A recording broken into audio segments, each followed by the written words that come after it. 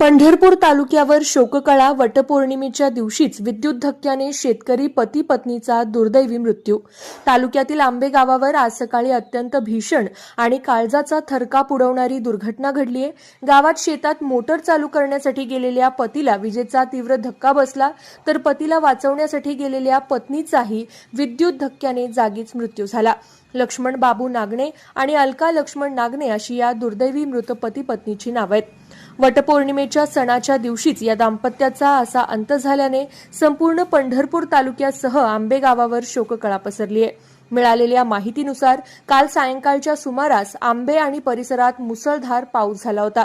या पावसामुळे शेतातील ओढे, नाले आणि पिकांमध्ये मोठ्या प्रमाणावर पाणी साचलं होतं. आज सकाळी जनावरांना पिण्याच्या पाण्यासाठी शेतातली मोटर चालू करण्यासाठी लक्ष्मण बाबू नागणे हे शेतात गेले होते. मात्र पावसामुळे आधीच ओल असलेल्या शेतात विद्युत प्रवाहक वायरचा लक्ष्मण नागणे यांना जोरदार करंट बसला.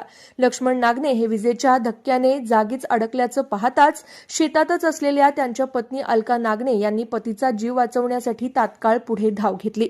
मात्र पाण्याचा आणि विजेचा संपर्क आल्याने अलका नागणे यांनाही विजेचा तीव्र झटका बसला.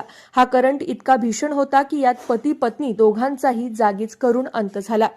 घटनेची माहिती मिळताच परिसरातील नागरिकांनी घटनास्थळी धाव घेत दोघांनाही तातडीने पंढरपूर येथील शासकीय रुग्णालयात उपचारासाठी दाखल केलं. मात्र रुग्णालयातील डॉक्टरांनी तपासणीअंती या दोघांनाही मृत घोषित केलं. आज देशभरात हिंदू महिला आपल्या पतीच्या दीर्घायुष्यासाठी आणि 7 जन्माच्या सोबतीसाठी वटपौर्णिमा साजरी करतायत. अशा पवित्र आणि सणाच्या दिवशीच आंबे गावातील या पती पत्नीचा एकत्र मृत्यू झाल्याने संपूर्ण तालुक्यातून अत्यंत तीव्र हळहळ व्यक्त होतीये.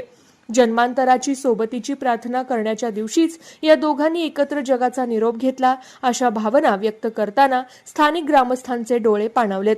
या दुर्दैवी घटनेमुळे नागणे परिवारावर दुःखाचा डोंगर कोसळलाय.